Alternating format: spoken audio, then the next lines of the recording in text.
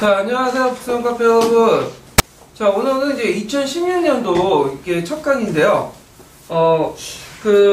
먼저 이제 그 2016년 그 강의는 2015년도의 주제별 강의였거든요. 그래서 기출 주제별로 해갖고 했던 강의인데 반해서 이번 연도는 그 전반, 그러니까 그 역교본이나 뭐 동양사, 세계사, 한국사 등 전반적으로 이렇게 한번 살펴보는 강의예요.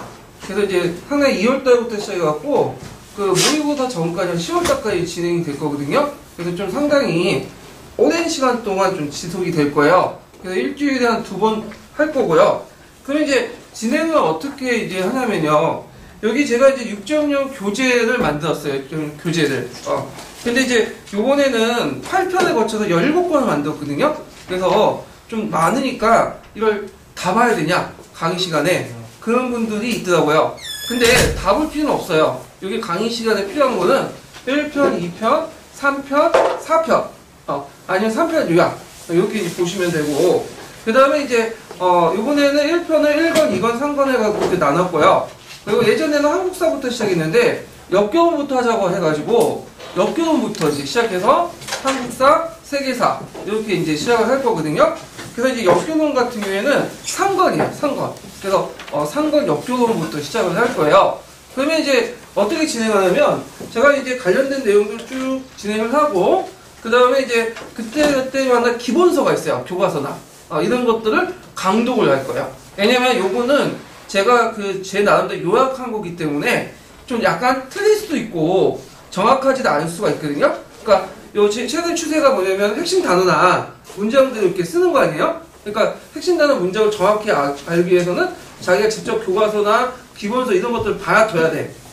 그래서 확인 차원에서 이렇게 이제 읽을 거거든요. 예. 그래서 이제 한번 살펴볼 거고요. 그 다음에 쭉 진행하다가, 기출 부분이 나왔다. 그러면 한번 살펴봐야 되겠죠? 제일 중요한 거니까. 그래서 기출을 제가 이제 따로 2편, 기출 문제지 편에서 주제별 기출 문제지 해가지고 이렇게 가지고 왔어요. 이렇게 만들어갖고, 지금까지의 임용 기출을 다 주제별로 이렇게 정리를 했고요. 그 다음에 요 2편에 보면 이제 그 밑에 하사표 표시가 있어요. 그래서 기출 문제 분석편, 그래서 23페이지, 25페이지, 뭐 요약, 10페이지, 14페이지 이렇게 돼 있으면 관련된 것들을 3편에서 아니면 그 다음에 3편 요약의 부분을 찾아가지고 답이나 해석을 보시면 돼요. 그래서 이제 구성돼서 2편하고 3편은 같이 연관돼 있어요. 예. 그래서 이렇게 이제 한 세트로 이렇게 보시면 되고, 뭐 강의를 뭐 너무 많아놓고 지워서 이제 나는 어느 정도 기본기 있기 때문에 안 듣겠다. 나는 기출 분석만 중점을 하겠다면 2편하고 3편만 구입을 해놓고 보시는 게 제일 좋아요. 그리고 이제 마지막으로 4편인데 4편은 이제 기출 근거편이야. 그래서 이제 3편에 보면 거기에 미주 달린 게 있죠. 뭐 미주. 그래서 그 미주의 근거를 따로 책으로 만들었어요. 이것도 상당히 많아요. 한 400 몇 페이지 정도 되는데 그것을 이제 했는데 그것은 이제 그것도 같이 강독을 할 거예요. 그래서 역교본 같은 경우에는 남색책 부분은 남색책에서 직접 하고 그 다음에 파란 책이나 뭐 갈색 책이나 노란 책 부분 있죠. 검은 책이나 이런 책들은 예전에 좀 나왔는데 최근에는 별로 안 나오거든요. 그래서 이거는 기출에 나온 것들만 확인하는 차원에서 이렇게 봐둘 거예요. 예. 그래서 이렇게 있고 그러면 이제 역교본인데요. 그래서 역교본을 무슨 책을 봐야 될 것이냐. 그래서 이제 그런 분들이 되게 많은데, 역교본 같은 경우에는 이제, 여러 있어요. 뭐 역사교육 이해라든지, 역사교육과 역사인식 뭐인데, 책 내용이 되게 비슷해. 그래서 언제 어떤 순간인지 모르겠지만, 그 책의 이름보다는, 이게 이제 임고생들한테는 뭘로 하냐면, 그냥 색깔로 갖다 붙이거든요? 무지가 색깔로 이렇게 막 갖다 붙이는데, 그래서 뭐 이런 식으로 붙여요. 예. 그래서 이제 보통 이제 책 이름보다는, 색깔명이 더 알려져 있어. 예. 그래서 저도 이제 주로 색깔명으로 얘기할게요. 저도 이름을 정확히 몰라요. 비슷비슷해가지고 그냥. 예. 그래서 보통 역교본 같은 게 크게 3가지 부분이 있거든요. 3가지 부분인데 뭐가 있을까요? 교육과정. 교육과정. 이 교육과정은 뭐 비중은 매일 적지만 항상 2점짜리 문제로 나오는 거야. 2점짜리 문제. 교육과정 부분은 뭘로 봐야 되냐? 예전에는 객관식 때는 교수 용어기부터 해서 실적까지 다 봐야 됐어. 근데 최근에 이제 주관식의 그 경향을 볼 때는 다 볼 필요 없어요. 교육과정도. 그래서 어디만 보냐. 자, 중점을 줄 게 뭐냐면 09년 개정교육과정. 그 다음에 또 뭐죠?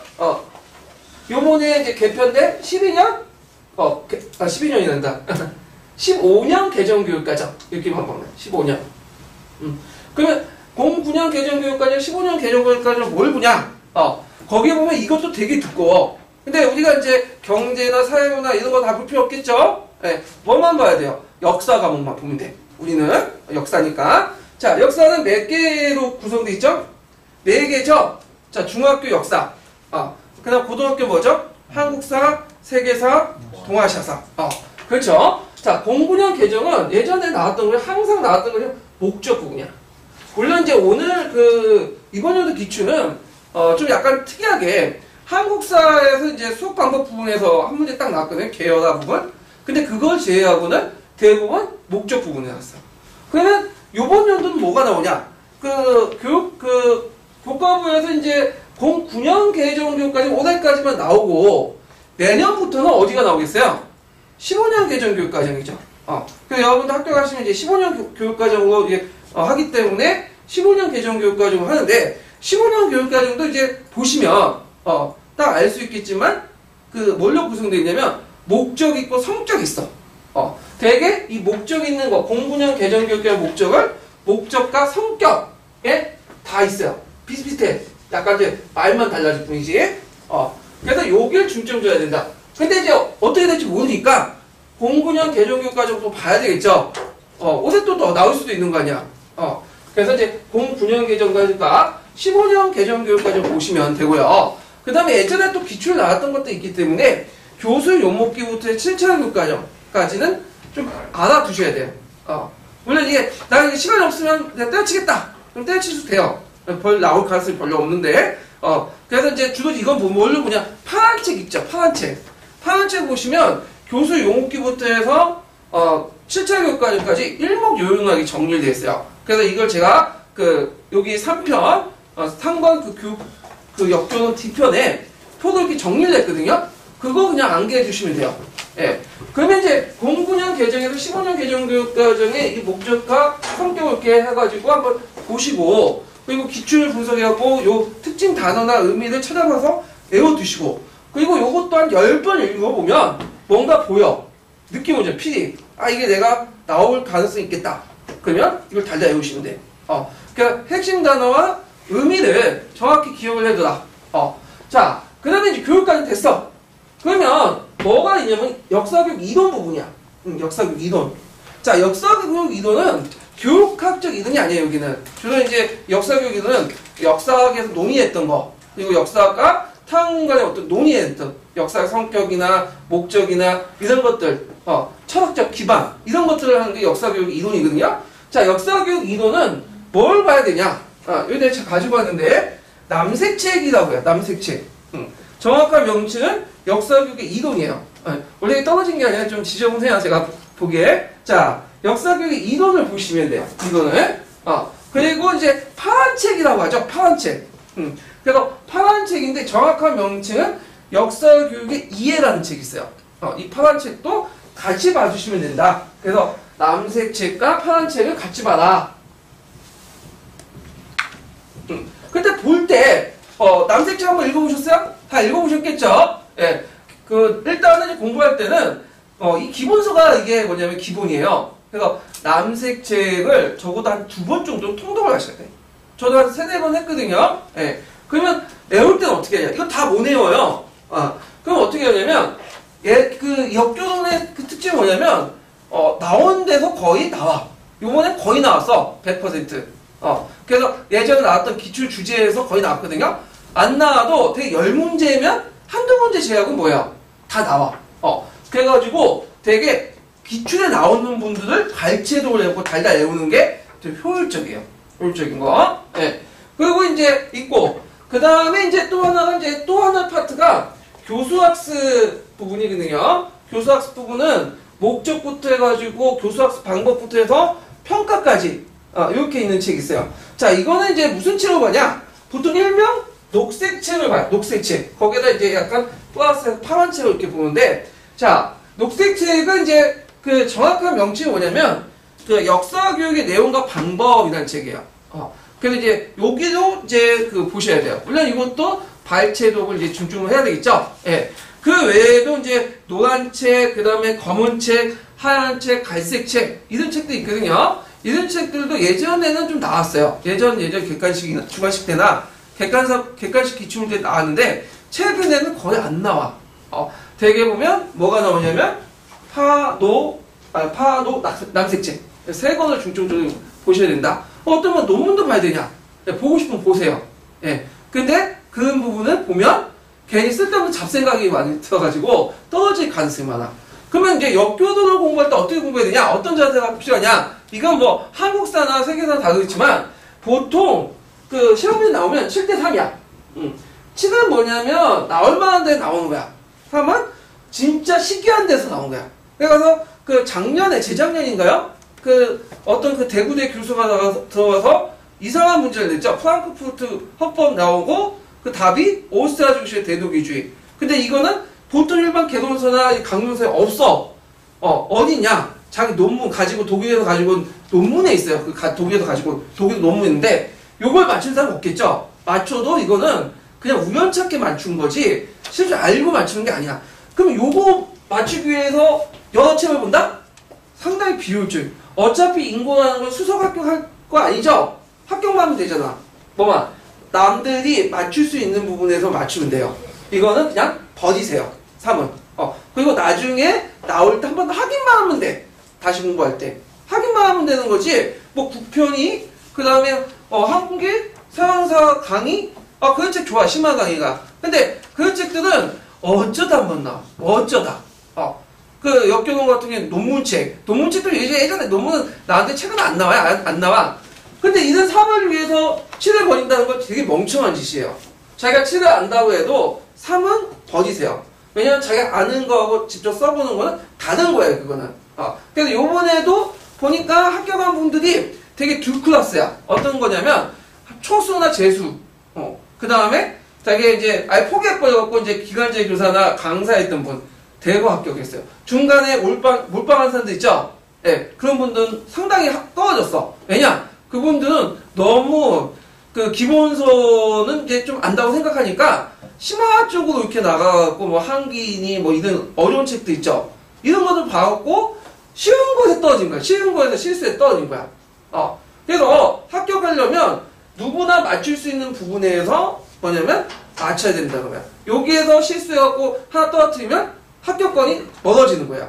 예. 여기는 어차피 변별력이 없어. 여러분들 한길 뭐 국편이 논문책 읽는다 해서 이거 맞출 것 같죠? 전혀 못 맞춰요. 자, 이제 역교는 나중에 이제 27일 날 공부방법하는 시간에 이제 얘기할 텐데, 요거는 가감히 버려라. 그래서 제가 이제 역교론이나 그 다음에 한국사 세계사도 어디에 맞추냐면 7에 맞출 거야. 7. 그리고 3의 부분은 예전에 나왔던 기출 부분 있죠? 그걸 그냥 항의하는 수준으로 이렇게 넘어갈게요. 예. 그런 것도 좀 기억을 해주시면 돼요. 그래서 이제 교육과정 인원, 교수학습 목적 이렇게 보시면 된다는 거. 그리고 이제 요걸 보고 나서 제일 중에 또 기출도 봐야 돼. 대개뭐 역교도는 기출 주제에서 많이 나오거든요. 그러니까 기출 주제를 많이 받으면 괜찮아. 그리고 공부하실 때도 추상적이고 뭐 모호하고 그런 것들 다 빼세요. 역교도에서. 그래서 남색책 잘 읽어보시면 그 이런 게 있던 뭐 설명이 뭐고 이해가 정의가 뭐고 자기 나름대로 막 이렇게 정리해놨거든요. 근데 이런 건 절대 안 나와. 왜 안 나오겠어요? 아직 학계에서 제대로 논의가 안 되는 거야 지금 합의가. 그리고 자기들도 지금 이해를 못 해가지고 허브도 발버둥 치고 막 이해를 못하는 부분이거든요. 그래서 이런 것들은 거의 안 나온다. 이렇게 이제 보시면 될 것 같아요. 그래서 딱딱 떨어진 명확한 것들만 공부를 해주시는 게 제일 좋을 것 같고요. 자, 그러면 이제 그 교재를 이제 펴보자. 교재를.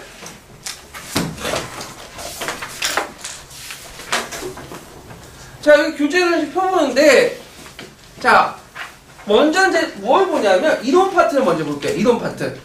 이론 파트는 이제 남색책과 파란책을 중심으로 봐야 되는데, 자, 교육과정과 역사교육 이론의 기출문제를 좀 보죠. 자, 정근대 시대 때 한국 역사교육 결정과정이 이게 나와요. 그래서 이제 되게 그 동문서습이나 국사교본, 동국사양 요 세 책이 있거든요. 요 세 책을 보시면 되고요. 그 다음에 교육과정 부분이 있어요. 교육과정 부분은 하나마다 한 번씩 나오는데 대개 보면 개정교육과정이 나오죠. 요번 연도에 나올 그것은 15년 개정교육과정이 상당히 확률적으로 높다. 그 외의 교육과정은 파란책 중심으로 이렇게 정리를 해둬라. 이렇게 이제 보시면 되고요. 그 다음에 이제 역사교육 유의화 특징은 여기에 보면 사료비판 있죠? 사료비판. 예전에 진짜 사료비판 많이 나왔어요. 문맥비판, 뭐 내적 비판 이런 것들 많이 나왔거든요. 그리고 이제 이걸 이제 역사 상황에 적용하는 문제들이 많이 나와. 근데 요 사료비판 이상하게 최근에 주관식 문제나 이런 데서는 안 나와요. 한 3, 4년 동안 거의 뭐냐면 그 내용이 없어. 사료의 성격 정도만 요번에 한번 나왔고 사료 비판 자체는 한동안 지금 안 나오고 있다는 거. 예. 그래서 요길 집중적으로 공부하기 좀 그렇고요. 그 다음 유추는 공부를 해두세요. 유추는요. 예. 시험 문제 자주 나오고 최근에도 많이 나왔어요. 그 다음에 슐만의 분류도 봐주세요. 기본적인 거지만 가끔씩 툭툭 튀어나와. 이 슐만의 분류도. 특히 교수 내용 지식 있죠? 교수 내용 지식, 교수 내용 지식, 교육과정 지식 이렇게 있는데 교수 내용 지식을 중심으로 이제 봐주시면 되고 그 다음에 이제 그 시대 구분 같은 게 있는데 시대 구분은 딱 두 문제 나왔는데 이게 객관식용이에요. 딱 보시면 알겠지만 딱 주관식으로 좀 안 맞는 부분도 있지만 일단은 봐주세요. 예. 그 다음에 발견법인데 이 발견법은 갈색책에 나왔던 거거든요. 근데 이 발견법은 예전에 05년인가 06년인가 그때 딱 한 번 나오고 안 나왔어. 거의 십몇 년 동안 안 나왔거든요. 그래서 나올 가능성이 별로 없다. 그래서 요번에 갈색책에서 나온 거 있죠. 논문책. 갈색책은 이상하게 요번 기출, 그러니까 요번 기출뿐만 아니라 그 주관식 기출 때는 3년 동안 한 번도 안 나왔어요. 내러티브나 이런 것도 이제 모호한 것도 안 나오거든요. 분위기상. 예. 자, 그 다음에 사학사인데 사학사는 요번에 안 나왔지만 이제 해마다 나오는 부분이에요. 자주. 특히 많이 나오는 부분이 어딜까요? 랑케사. 랑케사. 그리고 이제 그 외에 신사학 계열들, 마르크스, 아나라파, 그 다음에 간념론자들 이런 것들 보시면 되고 그 다음 포스트 모더니즘 계열 뭐 해서 텍스트론이나 신문화사 부분인데 텍스트론이나 신문화사는 예전에는 좀 나왔어요. 예전 객관식 때. 근데 최근에는 안 나오는 추세예요. 이 부분은요. 자, 그 다음에 이제 역사적 사고력과 상상력 해가지고 그 사고력 하위범주 그 한번 외워두시고 그 다음에 뭐 역사 상상의 특징이나 이런 것들은 어쩌다 나오고 이제 거의 안 나오고요. 그 다음에 이제 역사가의 그 생각습관은 최근에 나왔죠. 예, 요거 이제 좀 보시고 그 다음에 역사 설명과 이해 부분에서는 요게 제일 많이 나오는 파트 중에 하나인데 자, 감정이입은 거의 나와. 그래서 이제 자주 나오니까 감정이입 단계 여러 가지가 있어요. 공간과 요 차이점이 있는데 다 외워두세요. 그 다음에 요번에 또 나온 게 총괄이론이죠. 총괄이론도 자주 나오는 부분이야. 그리고 설명이론도 많이 나오죠. 설명이론 나오면 딱 두 가지가 있어. 합리적 설명이론과 성역적 설명이론. 그래서 이 두 가지 이론 보시면 되는데 저번에 성역적 설명이론인데 요번에 또 뭐 나왔어요? 합리적 설명이론 나왔죠. 그럼 또 성역적 설명이론이 나올 수가 있어. 왔다 갔다 하더라고 자기끼리. 그래서 이 두 개의 부분은 항상 나온다 보시면 되고 그 다음에 이제 그 외에는 그 볼 게 뭐냐면 인가적, 비교적 설명, 발생적 설명 과정 뭐 이런 것들 좀 봐주시면 돼요. 그 다음에 삐아제의 인지발달론을 보죠. 자, 이 삐아제의 인지발달론 남색책에도 있지만 파란책 내용이 좀 자세하거든요. 파란책 8장에 있는 내용인데 자, 여기에서 이제 자주 나오는 파트가 이제 영역 고유인지론과 영역 중립이론인지론. 그래서 이제 그 할렘 연구나 필, 그 다음에 영역 중립이론 비판, 대본 지식 뭐 이런 것들이 나오는데 요게 좀 이해하기가 좀 힘든 부분이에요. 여기가. 근데 최근에 중간식 문제에서는 요 부분이 안 나와. 예전에 나왔는데 요 부분이 안 나와. 그래서 최근에는 삐아제 발달이론과 그 내러티브 있죠. 그 내러티브 이론이 그 객관식까지는 잘 나왔던 것들이 한 3년 동안 안 나와요. 자취가 없어졌어. 그런데 그럼에도 불구하고 좀 공부해야 될 게 뭐냐면 예전에 나왔기 때문에 어떻게 또 튀어나올 수 있죠. 근데 추세에 좀 약간 벗어나고 있다. 이렇게 보시면 되고요. 그 다음에 그 내러티브인데 내러티브는 이제 뭐 특징, 장점, 수업시 유익점 등등 있고 자주 나온 게 이항 대비적 방식 이런 것도 있고요. 톨보스키 이론인데 이 톨보스키 이론도 갈색 책에 나온 건데 딱 한 문제 나왔어요. 이것도 06년인가 07년에 나왔던 문제 같은데 요것도 그냥 외워두면 좋긴 좋은데 좀 뭐냐 추세에 벗어난 거다. 그 다음에 이제 빗발적 읽기와 쓰기와 테스트인데 요거는 단독 문제에 나온 게 아니라 그 어디냐면 역사적 사고적이라든지 하위범주라든지 그냥 내러티브에 관련돼 갖고 나왔던 거고요. 그 다음에 이제 역사교사의 인지적 특성과 역사교육이 갖고 인식방법과 수업방법의 특징이 있어요. 두 문제 나왔는데 요것도 예전에 객관식 기출문제 많이 나왔는데 최근엔 안 나와 또. 그래갖고 이것도 갈색 책이 잘 나와 있거든요. 갈색 책 검은 책이 있는데요. 네. 그러면 정리해서 보면 최근에 나오는 추세들 보면 주관식이다 보니까 예매한 부분들은 좀 약간 안 나오는 거다. 네거티브 부분. 안 나오죠. 예매한 부분 많죠. 그래서 이런 것들은 빼버리고 주로 나오는 부분들이 어디냐면 설명이론, 감정이입 단계 등등 사학사 이런 부분 있죠. 채점하기 편한 부분들 이런 것들을 중점적으로 공부를 해두시는 게 좋을 것 같다. 이렇게 이제 보시면 되겠죠. 자, 그 다음에 이제 그 내용을 들어가요. 내용을. 예.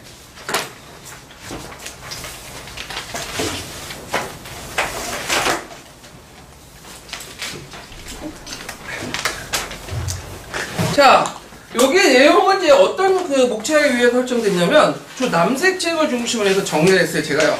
거기에 이제 남색 책과 이제 약간 그 파란 책을 이제 섞어가지고 했는 건데, 그 원래는 이제 그 제가 심화 교재로서 예전에 8.0 교재를 만들었어요. 8.0 교재. 되게 두꺼워, 이거 뭐. 근데 8.0까지 볼 필요 없어. 이거는 이제 객관식용이고, 요것만 달달 외워도 충분히 커버가 돼요. 네. 그래서, 이렇게 이제 보시면 되고요. 자, 그러면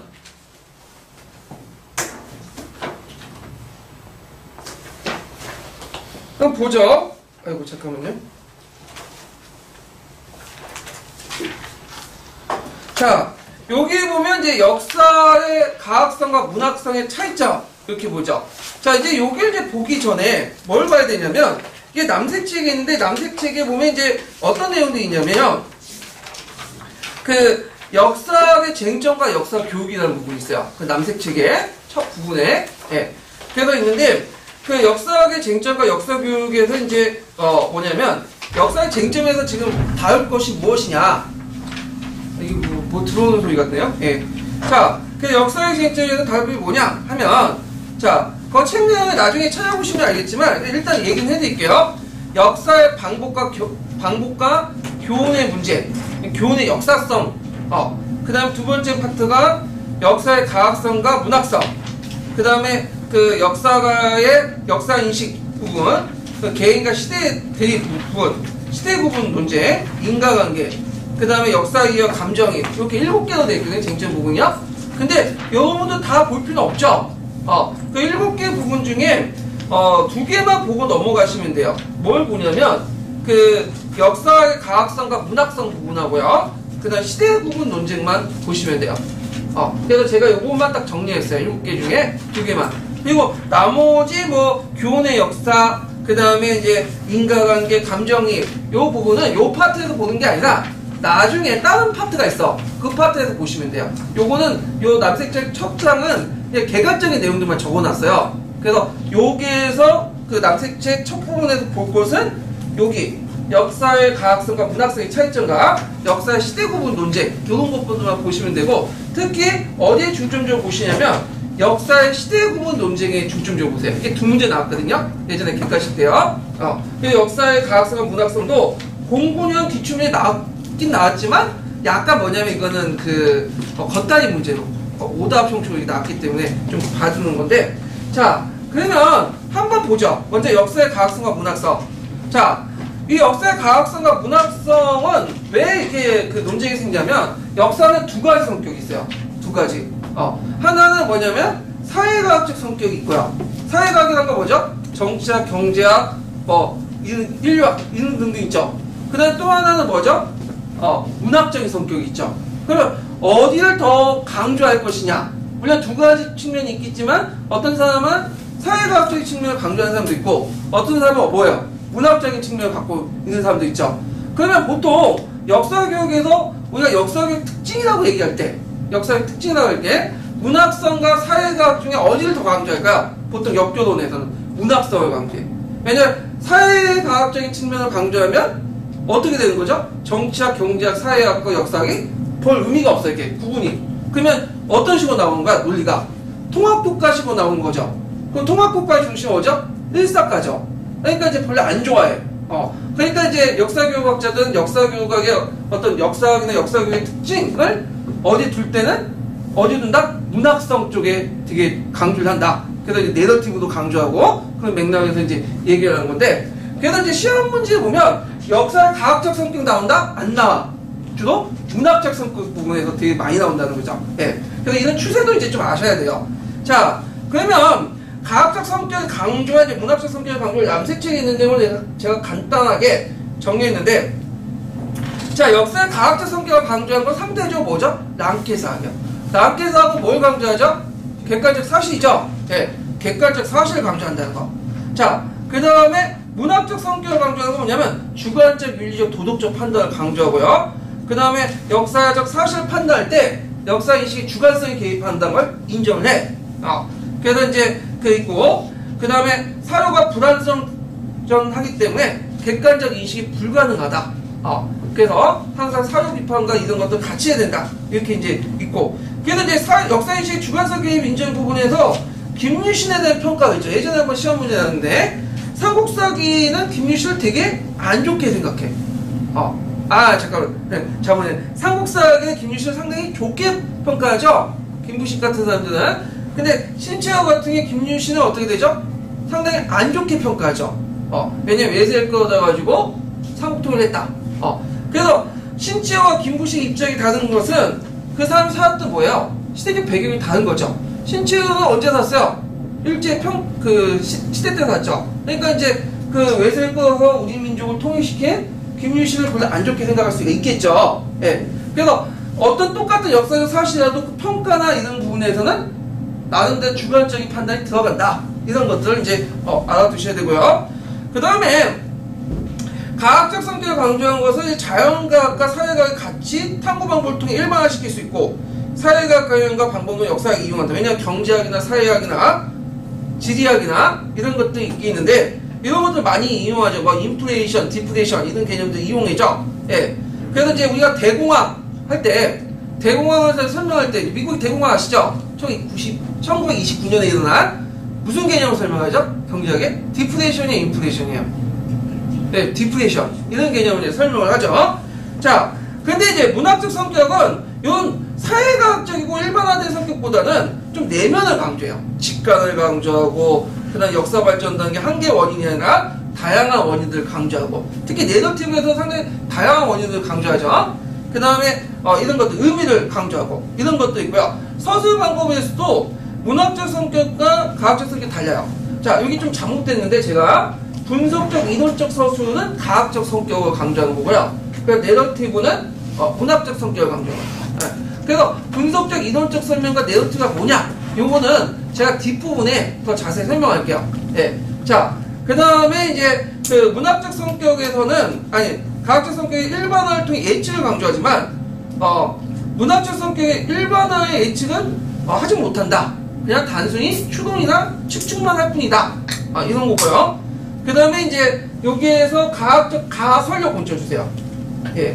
가설 법칙과 이론의 성립 전제를 하지만 그 문학적 성격은 가설은 하나의 이해와 설명을 돕기 위한 편이다. 이걸 이제 그 해석학에서 뭐라고 하냐면 순환적인 성격을 갖고 있다라고 하냐, 순환적? 그래서 이제 보통 그 사회학이나 이런 데서는 가설은 뭐죠?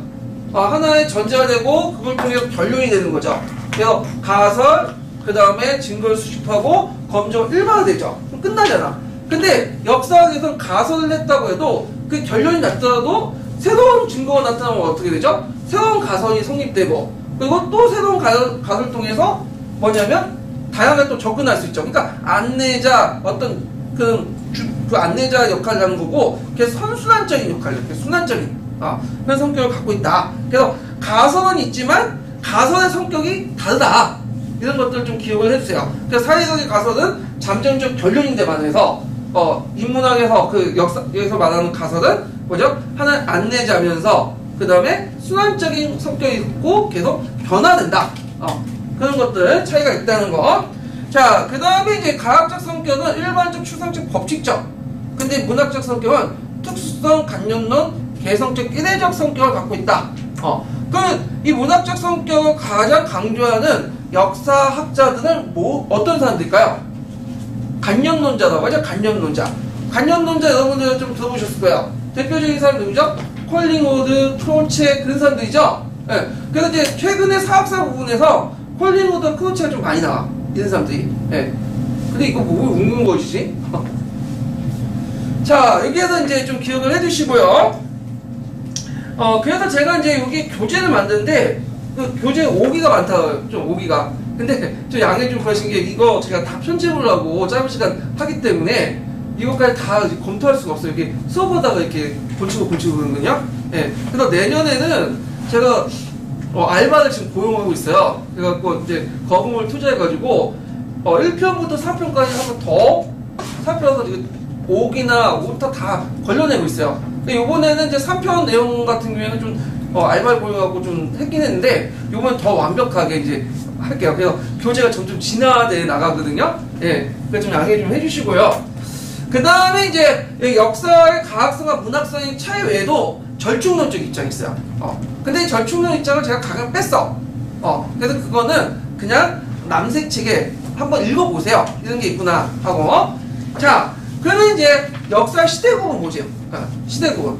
자, 이게 이제 제일 중요한 부분이에요. 역사 시대 구분 부분이. 예, 별표 2개 쳐놓으세요.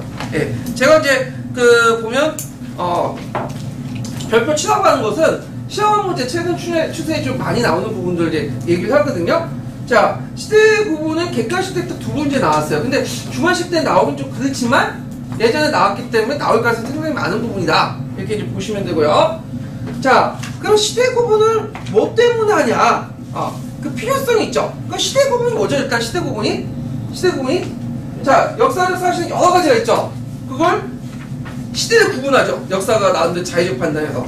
그래서 여러분들 고등학교 때 보면 고대, 중세, 근세, 뭐 근대, 현대 보통 5단계 이렇게 나눠지거든요. 예. 자, 이런 시기에 보면 많이 들어봤죠.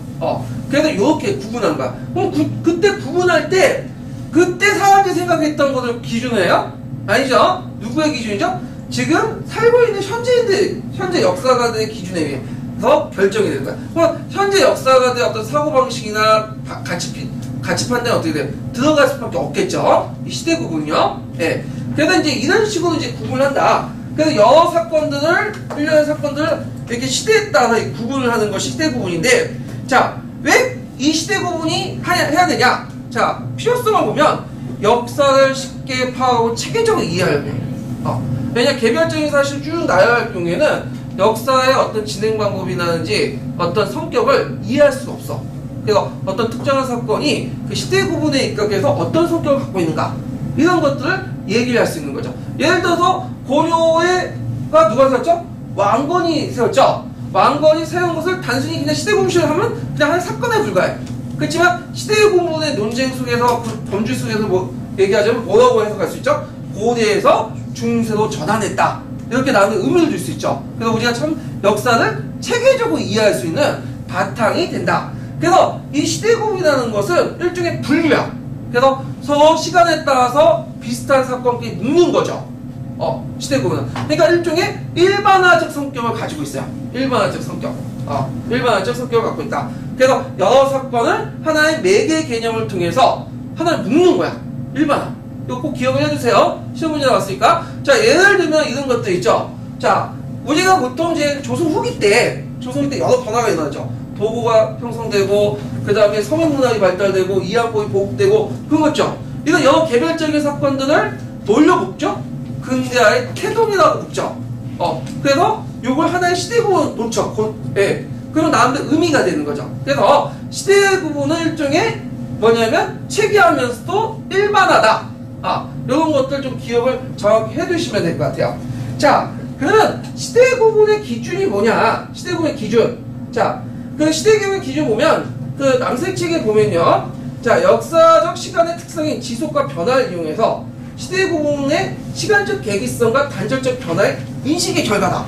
그래서 대표적인 유형은 고대, 중세, 근대 3문법이 있다. 뭐 되게 어렵죠? 많이. 예, 제가 풀이해 드릴게요. 자, 몇 페이지를 잠깐 점프를 하시냐면요. 자, 970페이지 잠깐 보세요. 970페이지. 970페이지. 자, 970페이지 변화의 정의가 있죠? 시대의 구분은 변화로부터 시작돼요. 변화. 그러면 변화라는 거 뭐냐? 이것도 철학적인 부분인데, 변화를 이제 얘기를 해야 되겠네. 변화가. 뭔지. 변화가. 보통 이제 변화라는 것은 어떤 사물이 어떤 형태 바뀔 때 우리 변화라고 해요. 근데 역사학에서 변화라는 거는 이렇게 이제 순식간에 변하는 건 아니야. 예를 들어서 비가 막 내렸어. 그래서 창문에 빗방울이 줄줄 내려가. 이거 우리 변화라고 해야 되죠. 근데 역사에서는 이걸 변화라고 할까요? 이런 건 변화라고 얘기 안 하. 그러면 역사에서의 변화, 그리고 이 변화들 모인 시대 구분은 뭐냐? 자, 시대 구분의 어떤 그 변화에 대한 정의는 뭐라고 하냐? 일단 변화의 정의를 이제 볼게요. 일정한 시간적인 성격을 가진, 일정한 시간성을 가져야 돼. 시간성. 시간성을 가져야 돼. 일정하게. 적어도 10년, 20년, 100년 정도 가지고 있어야 돼. 갑자기 순식간에 변하는 게 아니야. 일정한 시간성을 가져야 되고, 그 다음에 두 번째는 어느 정도 지속성을 가져야 돼. 지속성. 그리고 세 번째는 계기성을 가져야 돼. 이 세 가지예요. 자, 일정한 시간성과 지속성이 뭐냐 하면, 우리가 보통, 우리나라를 기준으로 하면요. 자, 조선은 몇백 년 갔죠? 500년 갔죠. 고려는 500년 갔죠. 그래서, 나름대로 조선사의 지속성이 있죠. 요게. 그렇지만, 또 일정한 시간성을 또 가지고 있죠. 장기적인.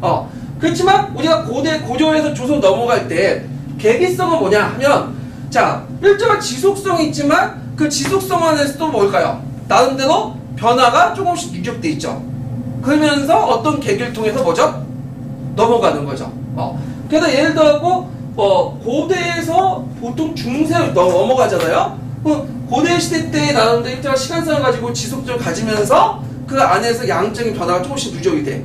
그러면서 어떤 사건을 계기로 해갖고 질적인 전환이 거죠. 이게 좀 어려운 양길 전환의 법칙이라고 하는데, 그래서 이 계기가 되는 것이 아까 처음에 얘기한 것처럼 뭐죠? 왕건이 고려를 건국한 거죠. 그럼 왕건이 고려를 건국한 것은 단순히 계기가 된 것 뿐이지, 그 전에 뭐예요? 나름대로 이쪽 보이진 않지만 조그만 변화들이 누적되다가 어떻게 죠? 요걸 계기해서 바뀌게 되면서 새로운 고대에서 중세로 넘어간 질적인 변화가 일어난 거예요. 그래서 일정한 시간성과 지속성을 가지고 있으면서도 계기성을 같이 가지고 있다. 그래서 지속과 변화라는 것은 그 이율 배반적이지만 항상 뭐냐면 역사에서 같이 공존하고 있다. 이런 것들 좀 기억을 해두시면 돼요. 예. 그래서 요 문장 외워두세요. 예. 이거 예전에 기출문제에 나왔던 거예요, 문장을. 자, 그래서 기출문제에 나왔던 문장들은 암기해 두는 게 좋아.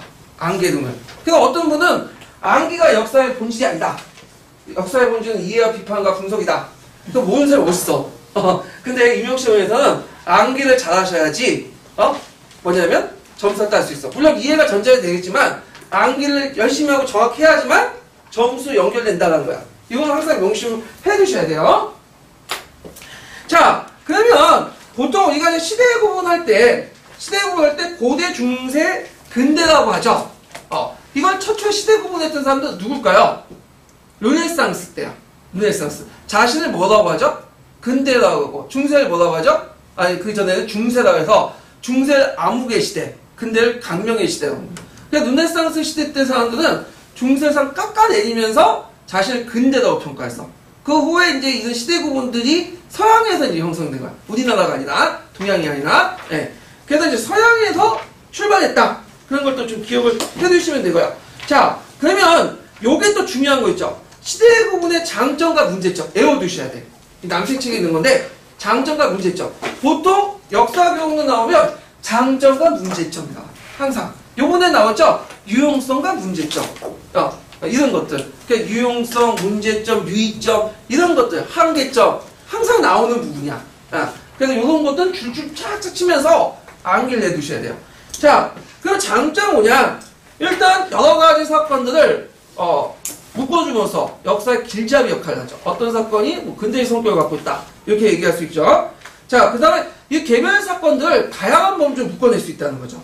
그래서 이걸 통해서 작다 역사적 사실 체계적 논리적으로 부여 역사 시기의 특징을 이해할 수 있고요. 그 다음에 특정한 정치, 사회, 경제, 문화적 측면을 설정해서 역사 흐름을 전개 일관성 있게 시대별 역사적 의미를 부여할 수 있다. 이렇게 이제 볼 수가 있겠죠. 자, 그 다음에 이제 문제점은 뭐냐면 이 시대 구분단 자체가 누구 중심이죠? 유럽에서 처음 나왔다고 했죠? 당연히 유럽 중심이야. 지금 우리 교과서에 있는 것도 솔직히 말해서 뭐예요? 누가 다 설정해 준 거야? 유럽에 의해서. 그러니까 유럽에 보면 유럽의 역사적 어떤 변화를 선진적 보고 그거에 맞춰 우리나라를 설명한 거야. 그래서 예를 들어서 경제적으로 자본주의, 그 다음 사회적으로는 잠깐만요.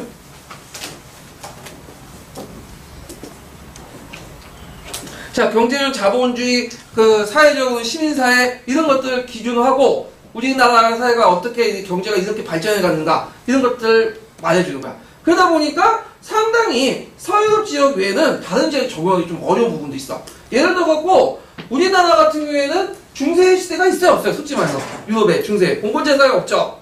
왜냐면 우리나라는 중앙집권적 국가예요. 그러니까 그 유럽의 어떤 역사적 경험에 봉건 사회가 없어. 근데 우리나라 굳이 이걸 중세 봉건제 사회를 어떻게든 적용하려다 보니까 문제가 생기는 거죠. 예. 자, 그런 것들이 이제 있고요. 두 번째로는 그 이제 사분법 그 문제 안에 작은 이제 카테고리 안에 해결적 역사 인식을 초래할 수 있다. 자, 예를 들어서 유럽의 10세기와 13세기 같이 중세를 묶죠. 근데 중세라고 묶기에는 10세기와 13세기가 너무 달라. 왜냐면 우리 식으로 간단히 생각해보면 우리가 지금 몇 세기 때 살고 있죠? 21세기 때 사는데 우리 식으로 따지면 18세기가 그 하나 같이 묶어. 근데 18세기가 지금 20세기가 21세기가 똑같은 세대야?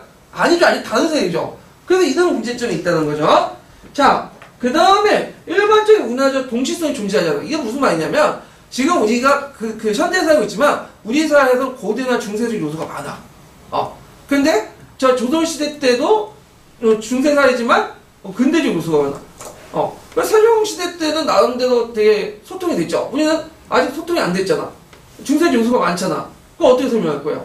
예. 그래서 이런 것도 있고, 그 다음에 그 단일 국가 역사에 대한 명료한 기준이 설정이 어렵고 관점에 따라 논란이 야기할 수 있다. 그래서 이제 어떤 기준을 따라서 이게 중세사일 수도 있고 고대사일 수도 있고. 그러니까 우리 조선사를 논할 때도 어떤 사람은 중세를 보는 사람이 있는 반면에 어떤 사람은 뭐야? 근세를 보는 사람도 있잖아. 그래서 어떤 기준에 따라서 다르게 설정할 수 있고요. 그 다음에 그 역사 발전이 그 복수적 추상적 시대 구분은 타당한 신비성을 부여하는 대신에 편견에 빠진 우려가 있다. 자, 예를 들어갖고 우리가 이제 그 뭐냐면 정약용이라는 사람을 근대적 인물로 설정을 해놓잖아요. 근데 정약용이라고 해서 근대적 인물이 됐다서 그 사람이 그 뭐냐면 근대적 생각만 가지고 있는 것도 아니야. 보면 상당히 좀 정근대적 사고가 가지고 있어요. 그래서 이런 것도 이제 문제점이 있다는 거죠. 그래서 세 가지 정도를 찾아가지고 외워두시면 돼. 외워두시면 되고요. 그 다음에 역사교육의 시사점. 이것도 외워두셔야 되죠. 역사교육의 시사점. 그래서 시대의식, 시대학습법을 사용할 수 있고, 요게 예전에 시험 문제라서 고학년 학습의 전환이 될 수 있다. 자, 이게 무슨 말이냐? 자, 시대학습을 하려면, 시대 공부를 하려면 배경 지식이 적어야 될까요? 많아야 될까요? 많아야죠. 그러면 저학년 학생보다는 고학년 학생이 적절하겠죠. 네. 근데 뭐 적절하지 않은지 모르겠는데 요즘 애들은 잘 모르는 것 같아. 예. 자, 하여튼 있고 그 다음에 전환기와 가독이라는 걸 설정해 세분화된 구분이 필요하고요. 그 여러 관점들을 뭐냐면 제시할 필요가 있다. 그래서 이제 이 전환기와 가독이 같은 경우에는 우리가 보통 이제 이행이라는 용어 써요. 이행. 그러니까 고대에서 이제 중세사 이행. 그 다음에 중세 근세사 이행. 근세에서 근대 근대 이행. 그래서 조선후기 같은 경우에 근대사 이행이 되는 거죠. 예. 그 이행이라 해갖고 갑자기 변하는 게 아니라 이렇게 전환기 가독의 설정에서 세분화된 구분피가 있고, 자, 시대를 바라보는 다양한 관점과 이론을 소개해서 학생들 자신의 관점과 이해를 구축하도록 한다. 한 가지 관점 가지고 시대 구분하는 게 아니라 여러 가지 관점을 가지고 시대 구분을 해야 된다. 자, 그래서 이제 역사교육 시사점을 줄 수 있다는 거. 자, 그래서 이제 이렇게 끝났고요. 그러면 여기에는 이제 요게 잘 나왔으니까 그럼 먼저 남색책 부분을 관련 부분을 찾아보고요. 그 다음에 기출문제 부분을 찾아볼게요. 예. 남색책 가지고 오셨죠? 남색책.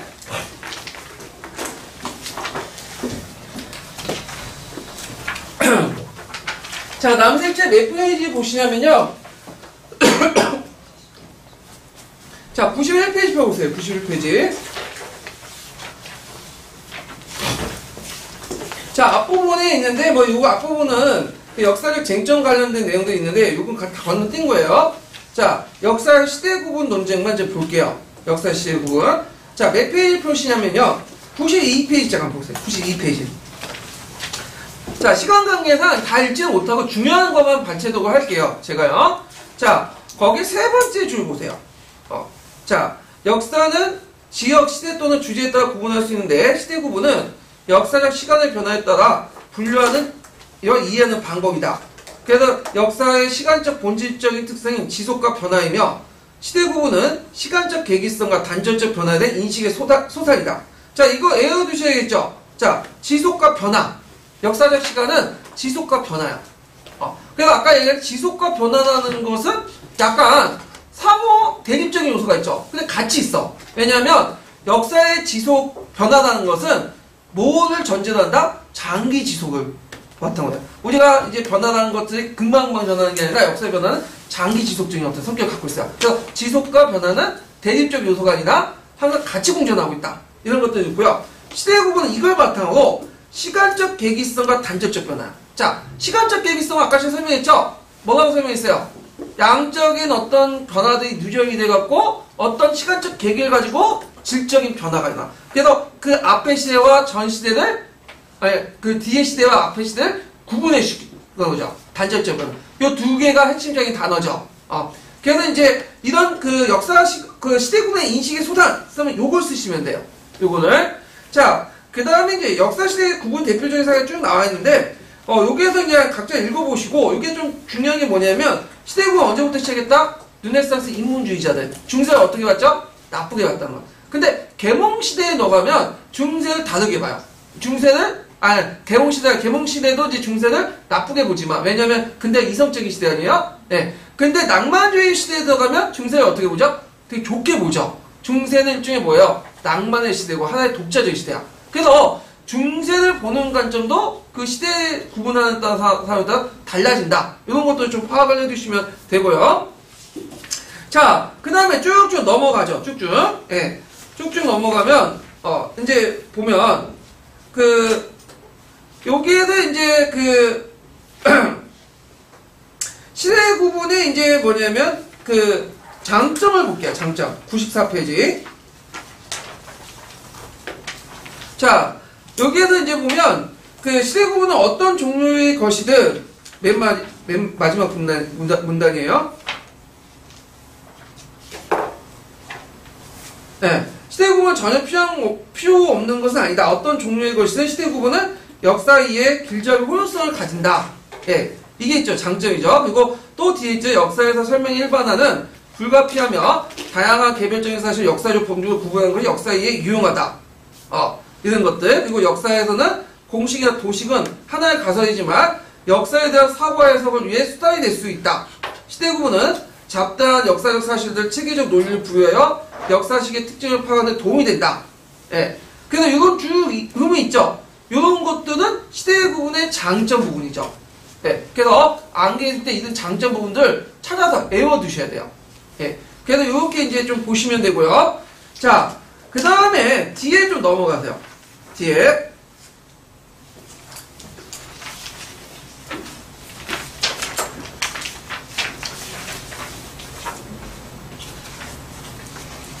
자, 요게 이제 밑에, 그러므로부터 보세요. 그러므로. 자, 96페이지. 그러므로 역사 발전의 단계적 의의를 이해하기 위해서는 전환기와 가동을 설정해요. 사회적 특징을 나누는 세부된 구분이 더 타당하다. 이렇게 있죠. 자, 그럼 여기에서 한번 문제를 만들어보죠. 자, 역사적인 어떤 전환기 가동기를 둔 이유를 써라. 그러면 왜 써야 되겠죠?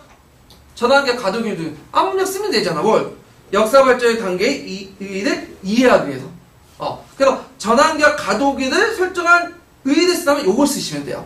그래서 요건 제가 교재 내용에 빠졌는데 외워두세요. 제가 예전에 모의고사에도 문제를 냈어요. 예.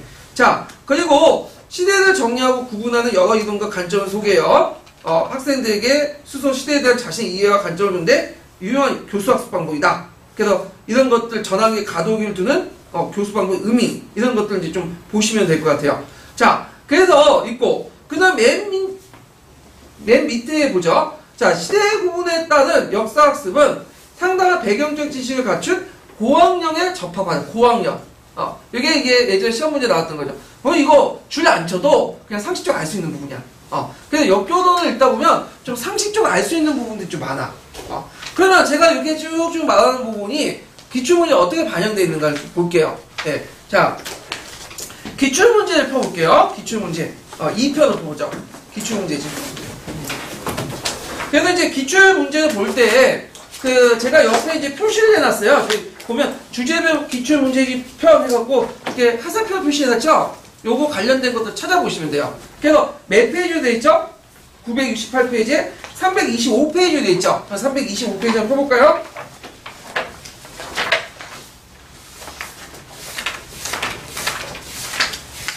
네, 여기. 자, 325페이지 시대구분, 326페이지 1번과 2번 문제야.